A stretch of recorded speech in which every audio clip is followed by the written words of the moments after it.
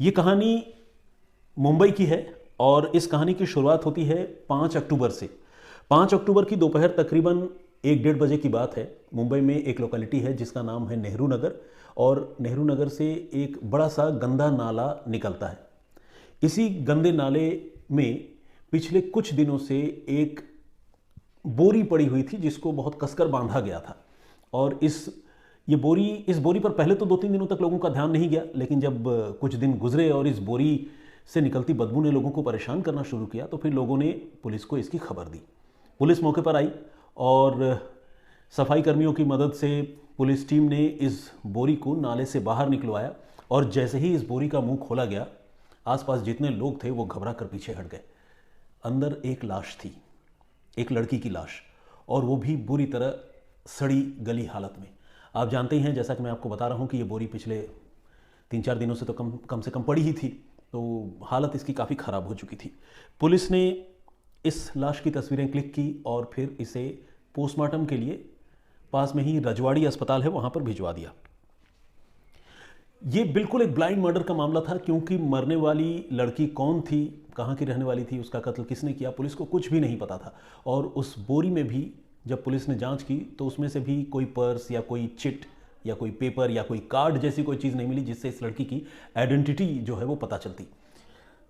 तो पुलिस ने, खैर पुलिस को जांच तो करनी ही थी और पुलिस ने अपना एफर्ट करना चालू किया। पुलिस ने कम से कम 4 टीमें बनाई, नेहरू नगर थाने की पुलिस ने, और इन 4 टीमों ने ऑर्थोडॉक्स तरीके से, जैसे आप कह सकते हैं कि पारंपरिक तरीका या कॉपी बुक मेथड जो है, उस तरीके से इस मामले की जांच शुरू की। पुलिस ने तय किया कि वो इस लाश की तस्वीरें ज़्यादा से ज़्यादा लोगों को दिखाएगी और पता करने की कोशिश करेगी कि ये मरने वाली लड़की कौन है, इनमें से क्या वो कोई ऐसा है क्या जो इस मरने वाली लड़की को पहचानता है। तो पुलिस ने ये एफर्ट चालू किया और ये सब कुछ शुरू हुआ 5 अक्टूबर को ही। कुछ घंटे गुजरे थे तब तक एक शख्स ने पुलिस से संपर्क किया। ये शख्स जो है वो ऑटो रिक्शा ड्राइवर था। इसने पुलिस से कहा कि हुजूर, अगर आप मेरी पहचान गुप्त रखें, मेरा नाम किसी को ना बताएं, तो आपको मैं एक राज की बात बताना चाहता हूं। पुलिस ने कहा बताओ, फौरन बताओ। इस ऑटो रिक्शा ड्राइवर ने बताया कि ये बोरी जो है उसी के ऑटो में लाद कर कुछ रोज़ पहले 2 महिलाएं यहाँ पहुंची थी और नेहरू नगर में जहाँ पर नाले पर ये बोरी गिरी हुई है, इस नाले के पास में ही 2 महिलाएं उसके ऑटो से उतर गई थी। ये बात सुनकर जो है पुलिस हैरान रह गई और पुलिस को लगा कि ये ऑटो ड्राइवर जो है वो बहुत बड़ा क्लू, बहुत बड़ा सुराग इस केस में साबित हो सकता है।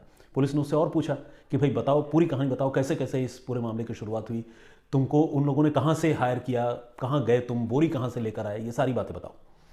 ऑटो वाला पहले बहुत घबरा रहा था, लेकिन जब पुलिस ने उसको कहा कि उसे कुछ नहीं होगा, घबराने की ज़रूरत नहीं है, तो ऑटो ड्राइवर ने पूरी कहानी बताई।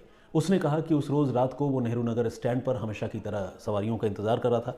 रात के कोई 2 बज रहे थे और 2 बजे के आसपास 2 महिलाएं जो है वो उसके पास आई और उन दोनों महिलाओं ने कहा कि उन्हें पास में ही एक और लोकेलिटी है माहुल, वहाँ तक जाना है। तो ऑटो रिक्शा ड्राइवर चूंकि सवारियों का इंतजार कर ही रहा था, वो तैयार हो गया। दोनों महिलाएं ऑटो में बैठी और वो माहुल तक गए। माहुल पहुंचने के बाद दोनों महिलाओं ने इस ऑटो रिक्शा ड्राइवर से ये कहा कि वो कुछ देर तक यहीं रुके, वो 10 से 15 मिनट में महिलाएं फिर वापस आएंगी। उन्होंने कहा कि हम वापस आएंगे और तुम हमें फिर से नेहरू नगर छोड़ देना। ऑटो रिक्शा ड्राइवर को ये बात समझ में आई, वो वहाँ इंतजार करता रहा और ये दोनों महिलाएं एक मकान के अंदर चली गई।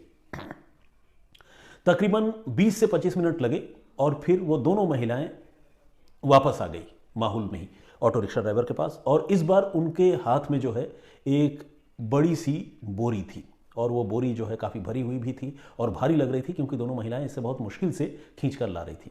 लेकिन सवारियों को एक जगह से दूसरी जगह ले जाना ऑटो रिक्शा ड्राइवर का काम था, तो उसने कोई पूछताछ भी नहीं की बोरी में क्या है क्या नहीं है। उसने कहा कि आप बैठिए। दोनों महिलाएं बैठी और कहा कि नेहरू नगर चलो। बोरी लेकर और दोनों महिलाओं को लेकर auto rickshaw driver Nehru Nagar तक पहुंचा और जिस नाले के पास ये लाश मिली, मतलब जिस नाले में ये लाश मिली, उसी नाले के पास में दोनों महिलाएं ऑटो रिक्शा ड्राइवर से ये कहती हैं कि बस अब हमें यहीं उतार दो। ऑटो रिक्शा ड्राइवर ने उन दोनों को बोरी समेत वहीं उतार दिया और वो ड्राइवर अपना किराया लेकर, पैसे लेकर वहाँ से आगे निकल गया। ऑटो रिक्शा ड्राइवर को इससे आगे की कोई जानकारी या कोई कहानी पता नहीं थी। पुलिस को ये बात तो समझ में आ गई कि इस कत्ल का, इस लाश का माहौल से भी कोई ना कोई रिलेशन ज़रूर है, और पुलिस को एक बात ये भी समझ में आ गई कि इस कत्ल में 2 महिलाएं इन्वॉल्व हैं। लेकिन ये महिलाएं कौन हैं, पुलिस को इसके बारे में कोई जानकारी नहीं थी। ऑटो रिक्शा ड्राइवर भी नहीं बता सकता था, क्योंकि ऑब्वियसली उसने कोई अपनी सवारियों से पहचान तो पूछा नहीं था। और माहुल में जिस जगह पर ये गई थी दोनों महिलाएं, उस मकान का भी एग्जैक्ट लोकेशन, मतलब आसपास के इलाके के बारे में तो ऑटो रिक्शा ड्राइवर बता सकता था, लेकिन उस मकान को भी एग्जैक्ट आइडेंटिफाई करना या पहचान कर पाना इस ऑटो रिक्शा ड्राइवर के लिए मुश्किल था।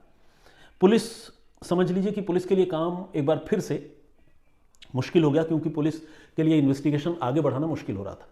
अब पुलिस ने ऑटो रिक्शा ड्राइवर से पूछा कि अच्छा ये बताओ, अगर वो दोनों महिलाएं सामने आ जाती हैं तो क्या तुम पहचान लोगे? ऑटो रिक्शा ड्राइवर ने कहा बिल्कुल पहचान लूंगा। बोले कि अच्छा, अगर उनकी तस्वीरें तुम्हें दिखाई जाए तो? रिक्शा चालक ने कहा हाँ, मैं फिर भी पहचान सकता हूँ।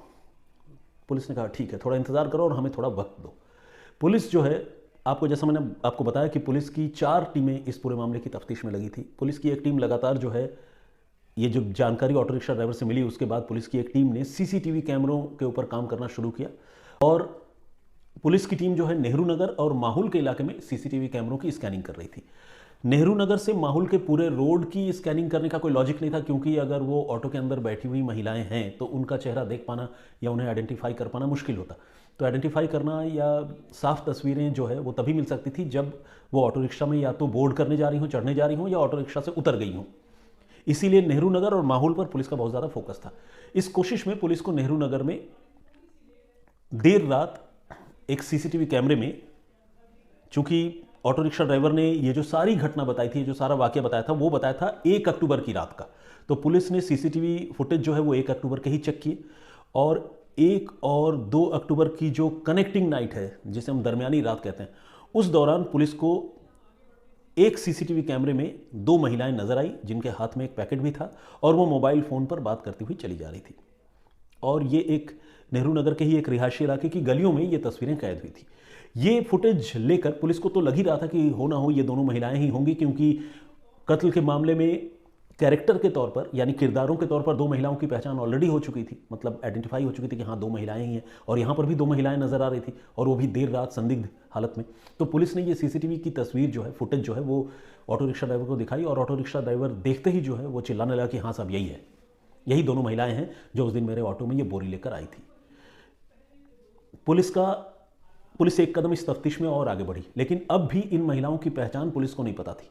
पुलिस ने यह तय किया कि अब वो ये जो सीसीटीवी फुटेज है इसके ग्रैब निकालकर और इन महिलाओं की क्लोजअप तस्वीरें निकालकर उसी इलाके में, जिस इलाके में ये कैमरे में कैद हुई हैं, पूछताछ करेगी कि ये महिलाएं कौन हैं और कहाँ रहती हैं।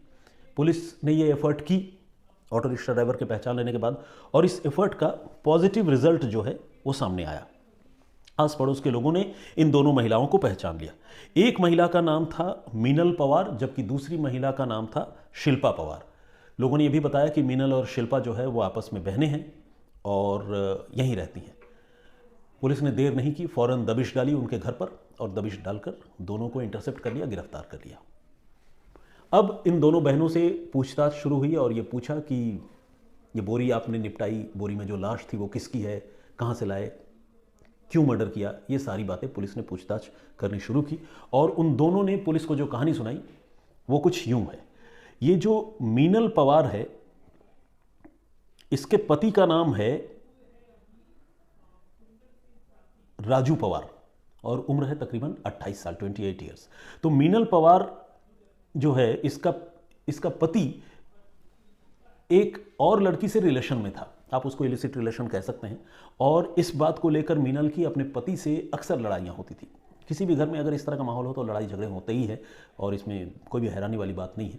और मीनल की जो बहन है शिल्पा, वो भी इस बात से बहुत परेशान रहती थी कि उसके बहन के घर में इतना क्लेश है, इतनी तकलीफ़ें हैं, और वो अपनी बहन से हमदर्दी रखती थी।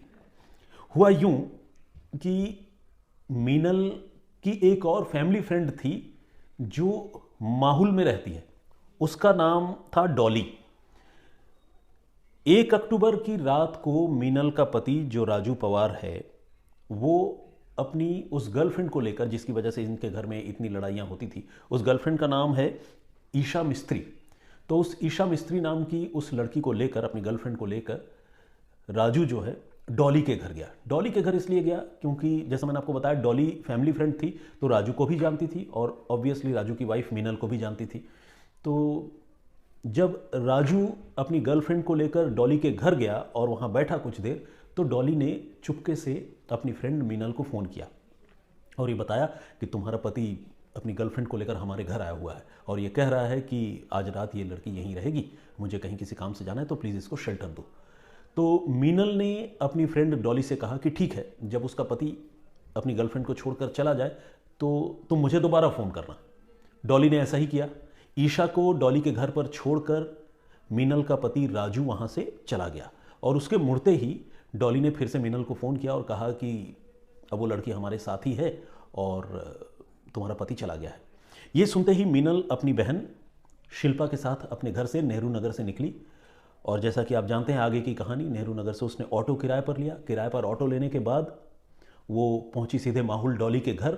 अब डॉली के घर में 3 महिलाएं, डॉली, मीनल और शिल्पा, इन तीनों ने मिलकर ईशा की हत्या कर दी। हुआ ये कि ईशा को लेकर ये सबसे पहले डॉली के घर की छत पर गई और वहाँ मीनल ने खुद अपने हाथों से इस लड़की का गला घोंट दिया, दुपट्टे की मदद से घोटा गला, और गला घोटने के बाद जैसे ही उसकी मृत्यु हो गई, वो लड़की मर गई, तो इन्होंने फ़ौरन उसकी लाश एक बोरी में भरी और भरने के बाद ये जो दोनों बहनें हैं, मीनल और शिल्पा, इन दोनों ने मिलकर उसकी लाश आधी रात को ही घर से बाहर नीचे उतारी और नीचे उतारने के बाद ऑटो रिक्शा बाहर पहले ही इंतज़ार कर रहा था, आपको पता है, उस ऑटो रिक्शा में ये लाश रखी और रखने के बाद वो सीधे माहुल से सीधे चली आई नेहरू नगर और नेहरू नगर में नाले के पास वो रुकी और उसके बाद ऑटो वाले को जाने दिया और जैसे ही ऑटो वाला वहाँ चला गया, नाले के ऊपर से इन्होंने उस लाश से भरी बोरी को नीचे धक्का दे दिया और फिर दोनों अपने घर चली गई।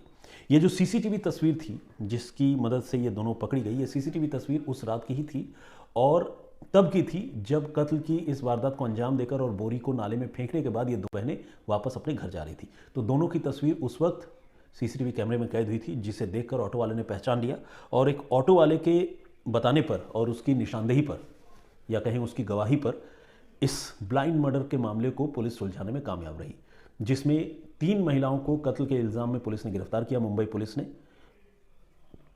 और ऑटो वाला जाहिर है एक अच्छे नागरिक होने का उसने फ़र्ज़ निभाया और मैं तो ये भी कहूँगा कि अगर वो नहीं बताता तो ये उसकी तरफ से भी गलत होता, क्योंकि जब उसे ये पता चल गया कि ये कत्ल का मामला है और उसकी गाड़ी में लाश लाकर निपटाई गई है, तो कानूनन भी उसका फ़र्ज़ बनता है कि वो पुलिस को बताए, क्योंकि अगर वो नहीं बताता है तो ये एक तरह से ये माना जाएगा कि उसने सबूत मिटाने की कोशिश की और सबूत मिटाने की कोशिश करना अपने आप में जुर्म है। आईपीसी की धारा 201 के तहत उसमें कार्रवाई होती है। हालांकि इसमें सबूत मिटाने का कोई मोटिव या इंटेंशन नहीं होता, मैक्सिमम यही होता है कि भाई मैं डर गया था, लेकिन फिर भी ऑटो वाले ने समझदारी दिखाई, उसने पुलिस की मदद की और इस तरह से कत्ल के इस मामले का खुलासा हो गया।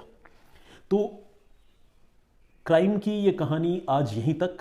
ये मामला कॉम्प्लिकेटेड ज़रूर था ब्लाइंड मर्डर का, लेकिन पुलिस ने अपनी सूझबूझ से और ऑटो वाले की समझदारी से इस मामले को पुलिस ने सुलझा लिया। और आपको जानकर अच्छा लगेगा कि मर्डर का ये केस जब लाश मिली 5 अक्टूबर की दोपहर 1 बजे, उससे महज 24 घंटे के अंदर पुलिस ने सक्सेसफुली सुलझा लिया था।